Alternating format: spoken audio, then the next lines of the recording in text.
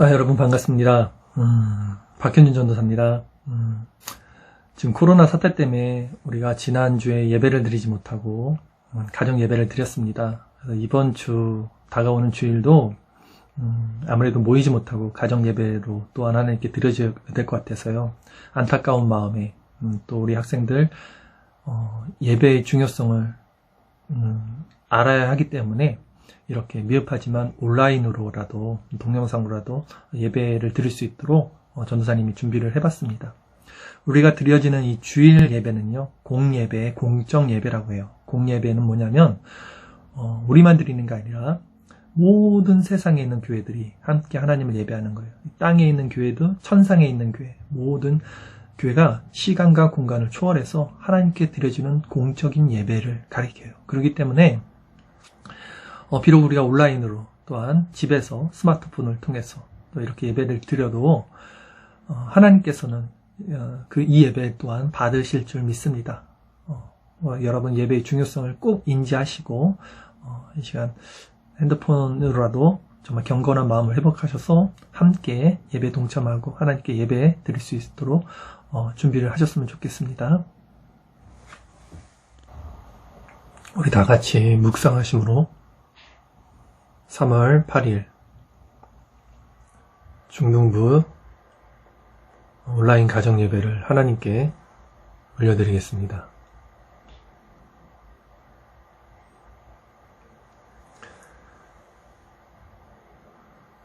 다 같이 사도신경으로 신앙 고백 드리겠습니다.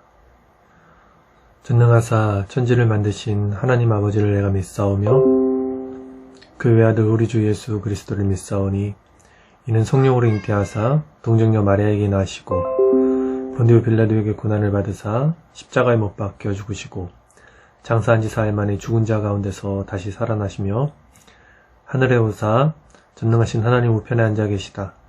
지르러서 산 자와 죽은 자를 심판하러 오시리라.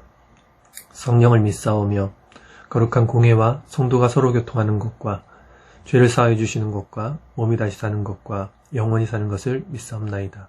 아멘. 우리 시간 찬송가 1장 만복의 근원 하나님 함께 찬양 드리겠습니다. 만복의 근원 하나님 온 백성 찬송 드리고 저 전사여 찬송하세 찬송 성부 성자 성령 아멘.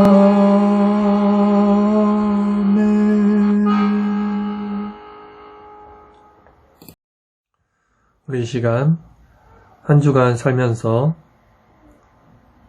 지었던 죄들을 회개하고 또한 그럼에도 불구하고 우리를 용서하시고 또한 자녀 삼아주신 하나님의 큰 은혜를 생각하며 함께 묵상기도 드리겠습니다.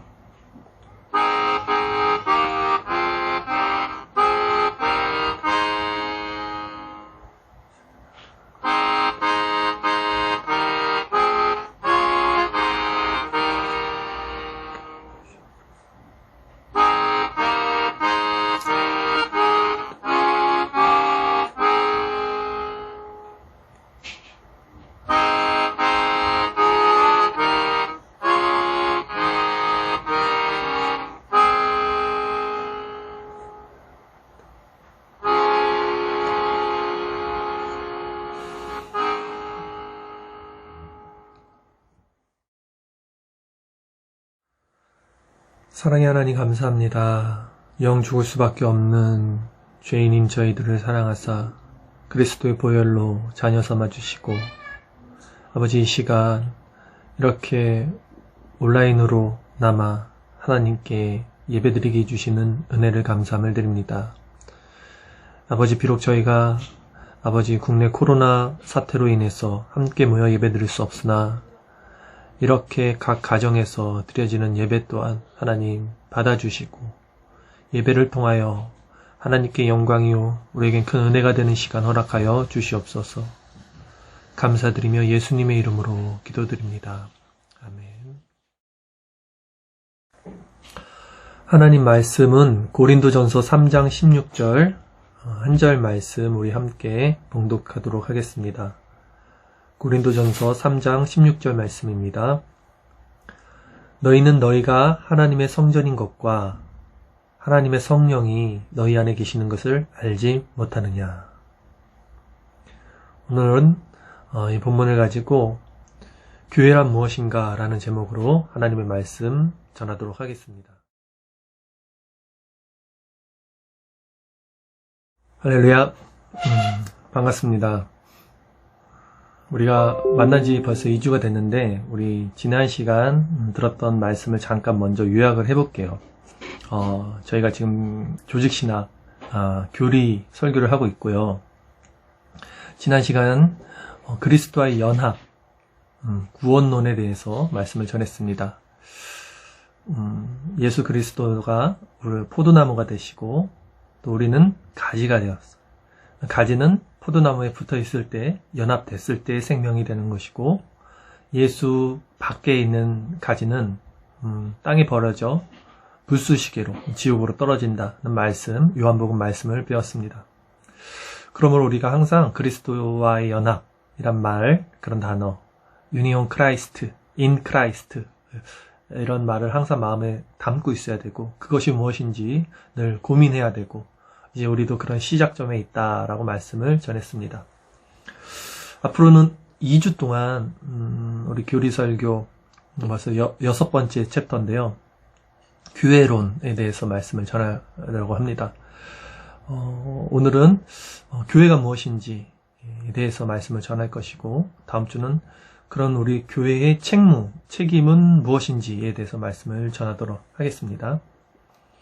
여러분, 교회가 무엇입니까?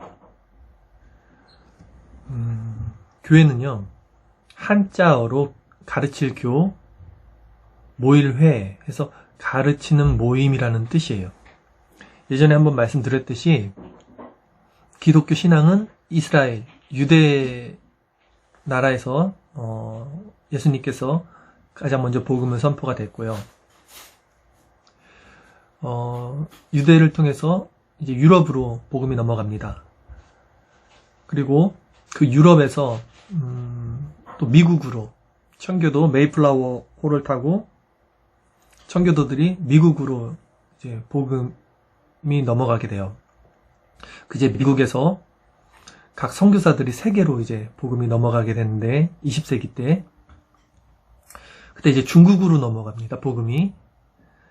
그래서 영어로 된 성경이 중국어로 먼저 번역이 돼요. 그리고 그 중국에서 우리나라로 복음이 다시 넘어옵니다.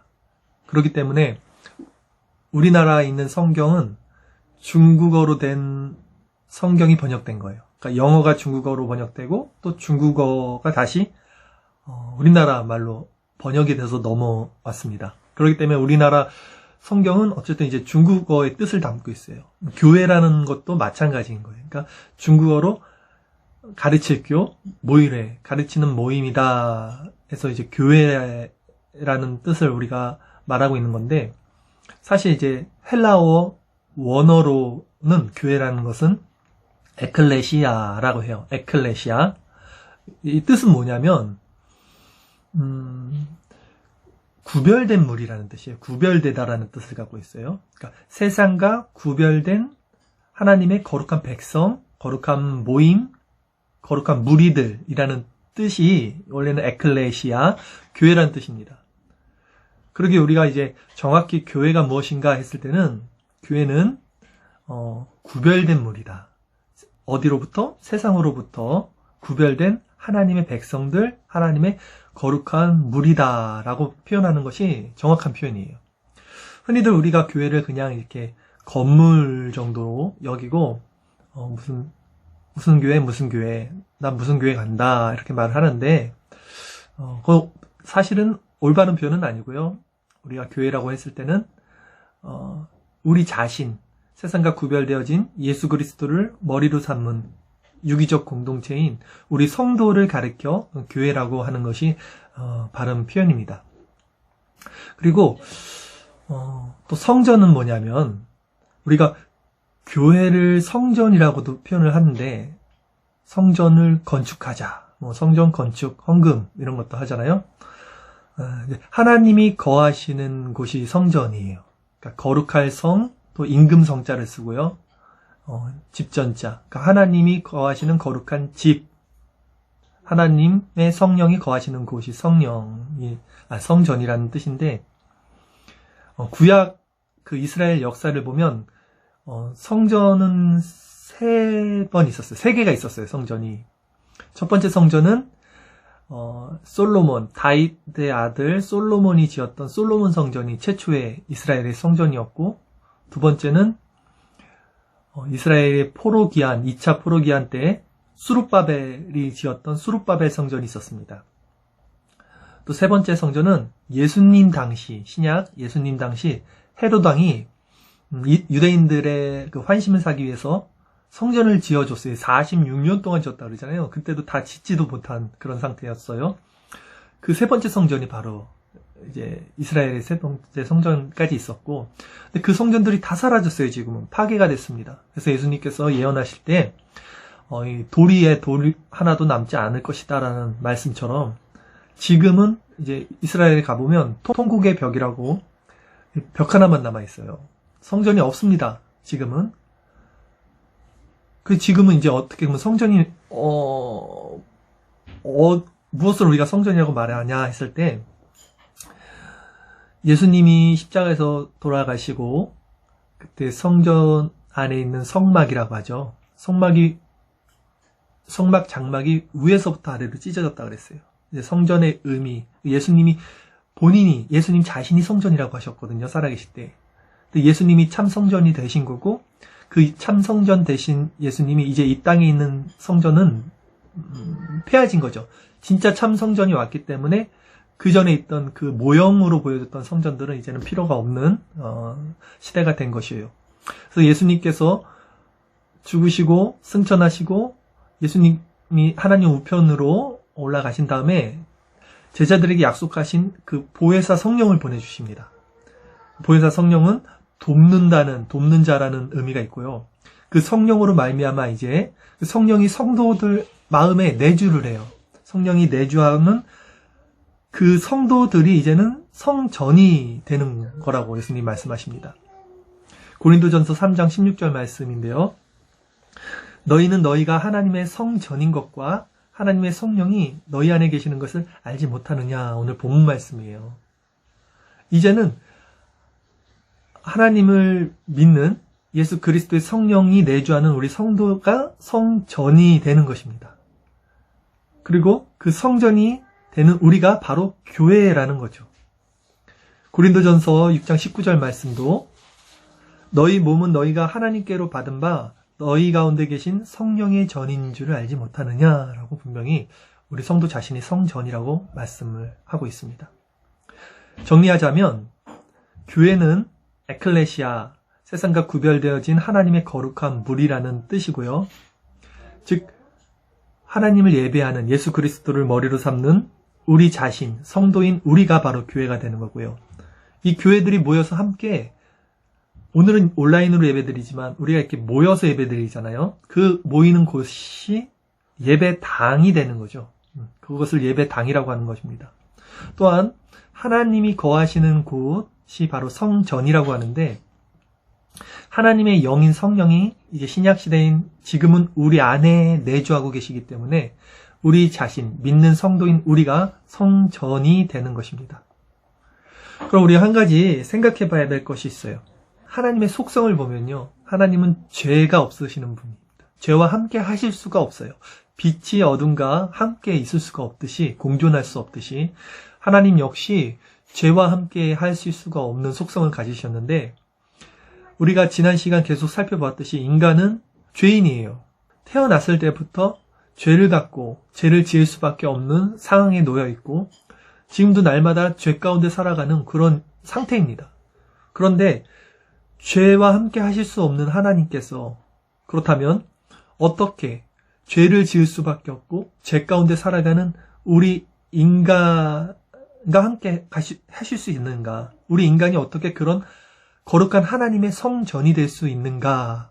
라고 했을 때 바로 예수 그리스도와의 연합, 늘 얘기하는 예수 그리스도와의 연합이 이 안에 또 들어옵니다. 우리가 말씀을 한번 살펴보도록 하겠습니다. 요한복음 1장 43절에서 46절까지 말씀입니다. 이튿날 예수께서 갈릴리로 나가려 하시다가 빌립을 만나 이르시되, 이 배경을 살펴보면요, 예수님께서 처음 제자들을 부르는 그 장면입니다. 예수님이 첫째 날 베드로와 그 형제인 안드레를 불러요. 어부들이었어요. 그 다음날 이튿날 그 갈릴리 바다에서 빌립이라는 사람을 부르는 장면이에요. 그래서 이르시되 나를 따르라 하시니 빌립은 안드레와 베드로와 한 동네 벳세대 사람이라 하죠. 빌립이 나다나엘을 찾아 이르되, 그러니까 예수님이 빌립을 불렀는데 이 빌립의 친구가 나다나엘이에요. 이 어찌된 영문인지 이 빌립이 나다나엘을 찾아간 거예요.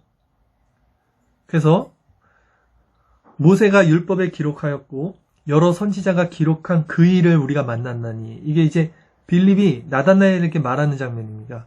모세가 율법에 기록하였고 성경에 기록되어 있고 선지자가 기록한 그이가 누굽니까? 메시아, 그리스도인 그 예수, 그러니까 그리스도를 우리가 메시아를 만났다라고 말한 거예요. 이 장면을 보면 분명히 빌립은 나다나엘과 같이 그동안 계속 그 메시아를 기다렸던 사람인 거예요. 구원자, 이스라엘을 구원할 그 구원자가 오시기를 이들은 항상 애원하고 기다리고 했던 자들이었던 걸 알 수 있죠. 그래서 그 메시아가 진짜 예수님이 나타나니까 이제 그 소식을 제일 먼저 바로 그 나다나엘 친구에게 전하러 간 것입니다. 근데 나다나엘의 반응을 한번 보세요. 나다나엘이 이르되 나사렛에서 무슨 선한 것이 날 수 있느냐 이렇게 말해요. 나사렛이라는 동네는 이스라엘의 그 최북단의 아주 시골 동네의 어촌 마을인데요. 성경에 보면 성경 구약 미가서를 보면 이스라엘을 구원할 메시아는 베들레헴이라는 곳에서 이제 오신다는 그런 예언의 말씀이 있어요. 그것을 이들은 알고 있는 거죠. 그렇기 때문에 아니야, 어떻게 나사렛에서 그 메시아가 올 수 있겠어? 그렇진 않잖아 라고 말하는 거예요. 그때 빌립이 이르되 와서 보라. 아니야, 우선은 와서 보자는 거예요. 그래갖고 이제 빌립이 나다나엘을 데리고 예수님께로 옵니다. 근데 예수님께로 오니까 예수님께서 나다나엘을 보자마자 이렇게 말씀을 하셔요. 요한복음 1장 47절에서 48절 말씀입니다. 예수께서 나다나엘이 자기에게 오는 것을 보시고 그를 가르쳐 이르시되, 보라, 이는 참으로 이스라엘 사람이라 그 속에 간사한 것이 없도다. 이렇게 나다나엘에게 말해요. 그러니까 나다나엘이 이르되, 아니 어떻게 나를 아시나이까? 이렇게 물어봅니다. 예수께서 대답하여 이르시되, 빌립이 너를 부르기 전에 네가 무화과 나무 아래에 있을 때 보았노라 라고 말을 해요. 예수님은 나다나엘을 아셨어요. 예수님이 시공간을 초월하는 하나님이시기 때문에 이미 나다나엘을 아시고 나다나엘이 무화과 나무 아래에서 무엇을 했는지를 보셨다고 말하는 겁니다. 유대인들은 무화과 나무나 상수리 나무 아래서 묵상기도를 주로 했다고 합니다. 그러니까 나다나엘은 분명히 우리를 구원할 메시아에 대해서 항상 고대하였고 그 무화과 나무 아래에서 생각했던 거예요. 그것을 예수님께서 알아보신다는 거예요. 너가 그 무화과 나무 아래서 기다렸던 메시아가 바로 나다라는 것을 말하는 거예요. 그러자 그 말을 듣자마자 이제 나다나엘이 갑자기 반응이 이래요. 요한복음 1장 49절. 나다나엘이 대답하여 랍비여, 당신은 하나님의 아들이시오, 당신은 이스라엘의 임금이로소이다. 이 고백 어디서 우리가 본 거랑 비슷하지 않아요? 베드로에게 너희는 나를 누구라 하느냐 예수님이 말했을 때 베드로가 주는 그리스도시오, 살아계신 하나님의 아들이십니다 라는 말을 했듯이 나다나엘도 예수님을 보자, 그리고 예수님이 자기 자신에 대해서 관통하고 있다는 그것을 느끼자마자 이렇게 말해요. 당신은 하나님의 아들이십니다. 당신은 이스라엘 임금이. 어떻게 나사렛에서 선한 것이 나겠냐라고 말했던 나다나엘이 180도 변해서 이렇게 예수님을 왕으로 또 메시아로 고백하는 장면을 볼 수 있어요. 이렇듯 우리는 빛 가운데 서게 되면 정말 이렇게 그분께 영광을 돌리고 그분의 주권을 찬양하고 납작 엎드려질 수밖에 없는 반응이 일어납니다. 그러면서 예수님께서 이렇게 말씀을 하세요. 요한복음 1장 50절에서 51절까지 말씀입니다. 예수께서 대답하여 이르시되 내가 너를 무화과나무 아래에서 보았다 함으로 믿느냐. 이보다 더 큰 일을 보리라. 또 이르시되 진실로 진실로 너에게 이르노니 하늘이 열리고 하나님의 사자들이 인자 위에 오르락 내리락 하는 것을 보리라 하시니라. 이렇게 말씀을 하세요. 내가 너에게 무화과나무 아래에 있다고 그 말해서 너가 놀랬니? 그거 이제 나를 알아보겠어? 근데 내가 진실로 진실로 이제 너희에게, 그 제자들에게 다 말하는 거예요. 너희는 하늘이 열리는 것을 보고 그 하나님의 사자들은 이제 천사들을 의미합니다. 천사들이 인자 위에, 인자는 예수님이 자기 자신을 가리치는 말이었어요. 사람의 아들 인자 위에 오르락 내리락 하는 것을 보리라. 이렇게 말씀하세요. 근데 이 장면이요, 우리가 주목해야 될 것이 진실로 진실로 아멘 아멘이라고 예수님이 말하는 것은 이건 정말 중요한 거예요. 그래서 2번 반복해서 말하거든요. 중요한 말을 하실 때마다 예수님은 인자 위에 하나님의 사자, 천사들이 오르락 내리락 하는 것을 볼 거다. 이렇게 제자들에게 말한 이 장면이 중요해요. 왜냐하면 창세기에 보면 이 장면이 이미 있어요. 이스라엘의 선조는 누구냐면 아브라함이라고 합니다. 아브라함이 이스라엘의 선조예요. 그래서 믿음의 조상이라고도 하고요. 그 아브라함의 그 족보를 보면 아브라함의 자식이 한 명 있죠. 이삭. 그리고 이삭에게 자식이 2명 있죠. 에서와 야곱. 그리고 이제 그 야곱을 통해서 또 예수님의 구속사적인 족보와 역사가 이어지고 그 안에서 다윗이 나오고요. 그 다윗의 족보에서 또 예수 그리스도가 나와요. 그 아브라함과 그다음에 이삭, 그다음에 이삭의 자식 그 그리스도의 족보인 야곱의 이야기입니다. 창세기 28장 10절 12절 말씀인데요. 이 야곱이 형 에서의 장자권을 뺏고 이제 형이 동생을 죽이려고 해요. 그러니까 삼촌네 집에 도망가는 장면이 있습니다. 야곱이 브엘세바에서 떠나 하란으로 향하여 가더니, 하란이 이제 삼촌 라반이 사는 곳인데 한 곳에 이르러는 해가 진지라. 거기서 유숙하려고 그곳에 한 돌을 가져다가 베개로 삼고 거기 누워 자더니 꿈에 본즉 사닥다리가 땅 위에 서 있는데 그 꼭대기가 하늘에 닿았고 또 본즉 하나님의 사자들이 그 위에서 오르락 내리락 하고. 오늘 본문 말씀, 우리가 함께 봤던 요한복음 1장 50절 말씀, 51절 말씀과 같아요. 예수님께서 하나님의 사자들이 인자 위를 오르락 내리락 할 거야. 너 이것을 볼 거다. 이렇게 말씀하셨는데 이미 창세기 때 야곱은 어떤 환상을 졌냐면 밤에 돌베개를 비고 자다가 환상을 봤는데 사닥다리가 하나가 땅에서 하늘로 연결되어 있고 거기 천사들이 그 사닥다리 위를 오르락 내리락 하는 것을 본 거예요. 야곱이 이 꿈을 꾸고 깼어요. 그리고 이렇게 고백합니다. 창세기 28장 16절에서 19절 말씀인데요. 야곱이 잠이 깨어 이르되 여호와께서 과연 여기 계시거늘 내가 알지 못하였도다. 이에 두려워하여 이르되, 하나님을 만난 사람들의 반응은 이렇게 두려움이 있죠. 두렵도다 이곳이요. 이것은 다름 아닌 하나님의 집이요. 이는 하늘의 문이로다라고 고백해요. 하나님의 집. 하나님의 집이 뭡니까? 성전이라는 거죠. 그 성전이다라고 고백을 하는 거예요. 야곱이 아침에 일찍 일어나 베개로 삼았던 돌을 가져다가 기둥 세워서 그 위에 기름을 붓고 그곳 이름을 베델이라 하였더라라고 해요. 벳엘이 히브리어로 벳은 집이란 뜻이에요. 엘이 하나님을 의미합니다. 그래서 하나님의 집, 성전이라고 이름을 짓는 거예요. 그 장면을 지금 예수님이 그대로 제자들에게 말하고 있어요. 그런데 달라진 게 하나 있죠. 야곱의 꿈에서는 사닥다리라는 게 있었어요. 그 사닥다리 위에 하늘과 땅이 연결되어 있는데 천사들이 오르락내리락 하는 그런 꿈을 꿨어요. 예수님이 지금 제자들에게 말씀하신 거는 하늘이 열리고 인자 위에 천사들이 오르락내리락 하는 것을 볼 거다라고요. 사닥다리라는 말이 사라지고 사닥다리가 대신 예수님이 된 거죠. 그러기에 죄 많은 우리가 어떻게 하나님의 성전이 될 수 있냐고 했을 때는 바로 이 하늘과 땅을 연결해 주시는 사닥다리 대신 오신 그 중보자 대신 예수 그리스도가 오시는 거예요. 그 예수 그리스도의 중보자 되심을 통해서 그 사닥다리 되심을 통해서 우리가 하늘과 연결이 되고 그 하나님의 성령으로 말미암아 성전이 될 수 있다는 의미입니다. 그렇기 때문에 가장 중요한 것은 결국 예수 그리스도의 연합입니다.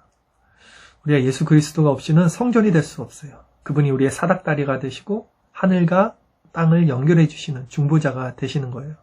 우리는 예수 그리스도 안에 있을 때만 하나님의 거룩한 성전이 될 수 있고 또한 하나님의 교회가 될 수 있는 거예요.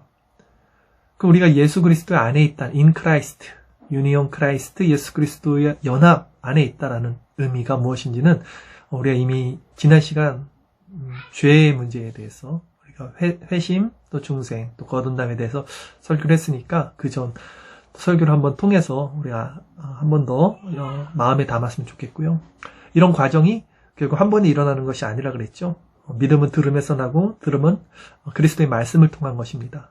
말씀을 계속해서 들을 때 정말 우리가 어떻게 교회가 됐고 우리가 어떻게 거룩한 성전이 됐는지 예수 그리스도 안에서 더욱더 발견해 나가는 저와 여러분 됐으면 좋겠어요. 우리가 결론적으로 한번 정리를 해볼게요. 오늘 말씀을 잠깐 나눴습니다. 교회는 무엇입니까? 교회는 우리가 아는 건물이 아니라 에클레시아라는 뜻이 말했듯이 세상과 구별되어진 하나님의 거룩한 백성들, 무리들이라는 뜻이었습니다. 그리고 우리 이 교회, 바로 우리 성도가 이렇게 모여서 함께 예배드리는 이곳이 이제 예배당이 되는 거죠. 네, 이렇게 되는 거고요. 그러니까 사실 그래요. 우리가 이제 교회라고 하면 뭔가 이렇게 경건하고 뭔가 이렇게 성가대가 딱 서 있고 파이프 오르간이 막 연주가 우렁차게 되고 그 안에 있으면 왠지 거룩해지는 것 같고 진짜 그 안에서 왠지 나쁜 짓 하면 안 될 것 같고 이런 느낌이 들잖아요. 네, 그런 장소, 건물 안에 있다고 하더라도 정말 예수 그리스도와의 연합이 무엇인지 죄가 무엇인지 알지 못하고 그 안에 있다면 그건 그냥 허울뿐인 기독교예요. 형식뿐인 기독교고요. 형식뿐인 교회입니다.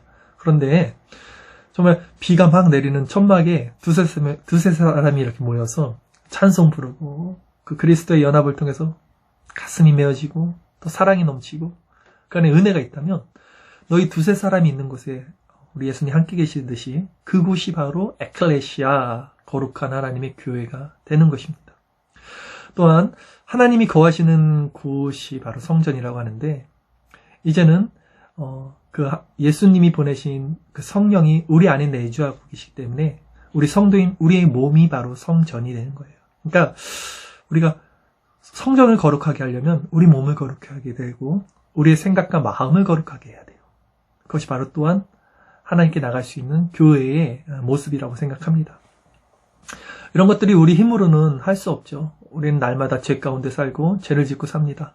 그럼에도 불구하고 예수 그리스도의 연합, 그분의 공로, 그분의 십자가의 은혜로 말미암아 오늘도 우리가 교회이고 또 우리가 하나님의 성전임을 알고 그분 안에서 이렇게 말씀 가운데 자라나며 또한 내가 거룩하니 너희도 거룩하라 말씀하신 하나님의 말씀을 받들어 더욱더 거룩하고 세상과 구별되어진 그리스도의 삶을 살아가는 저와 여러분이 되시길 바라겠습니다.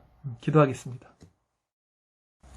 사랑의 하나님 감사합니다. 오늘 말씀을 통하여 교회가 무엇인지를 저에게 다시 한번 말씀해 주심을 감사합니다. 아버지, 내가 거룩하니 너희도 거룩하라.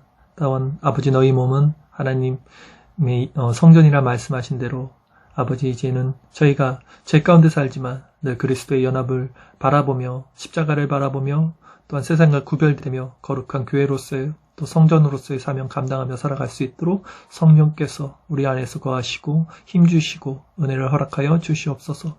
감사함을 드리며 예수님의 이름으로 기도합니다. 아멘. 우리 시간은 헌금 시간입니다. 헌금은 예배 예식 가운데 절차고 우리가 하나님께 정말 우리의 마음을 드릴 수 있는 표현이기 때문에 온라인이지만 우리가 정말 이 시간 헌금을 준비하시고 그것을 잘 모았다가 다음에 우리가 예배로 또한 모일 때 그럴 때 그 헌금을 했으면 좋겠어요. 이 시간 우리 잠깐 찬송을 부르면서 헌금을 하나님께 드리도록 하겠습니다. 우리 찬송가 8장 찬양하며 하나님께 헌금 드리겠습니다.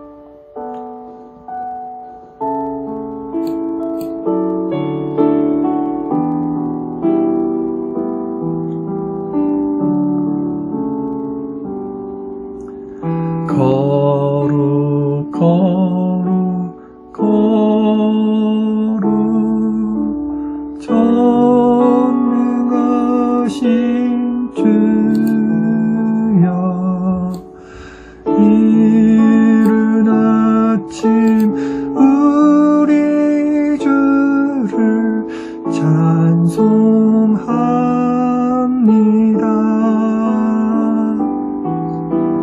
거룩 거룩 거룩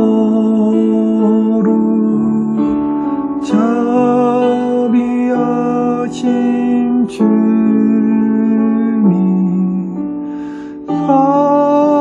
성삼위일체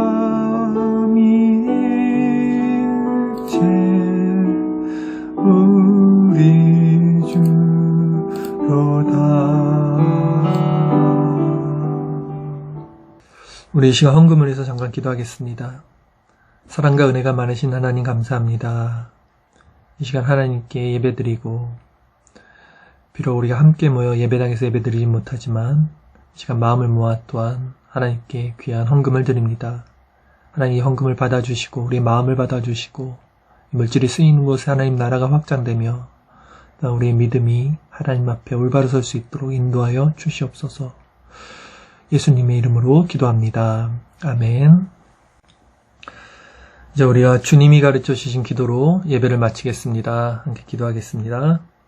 하늘에 계신 우리 아버지여, 이름이 거룩히 여김을 받으시오며 나라의 임하옵시며 뜻이 하늘에서 이루어진 것 같이 땅에서도 이루어지이다. 오늘날 우리에게 일용할 양식을 주옵시고 우리가 우리에게 죄 지은 자를 사해 준 것 같이 우리의 죄를 사해 주옵시고 우리를 시험에 들게 하지 마옵시고 다만 악에서 구하옵소서. 특히 나라와 권세와 영광이 아버지께 영원히 있사옵나이다. 아멘.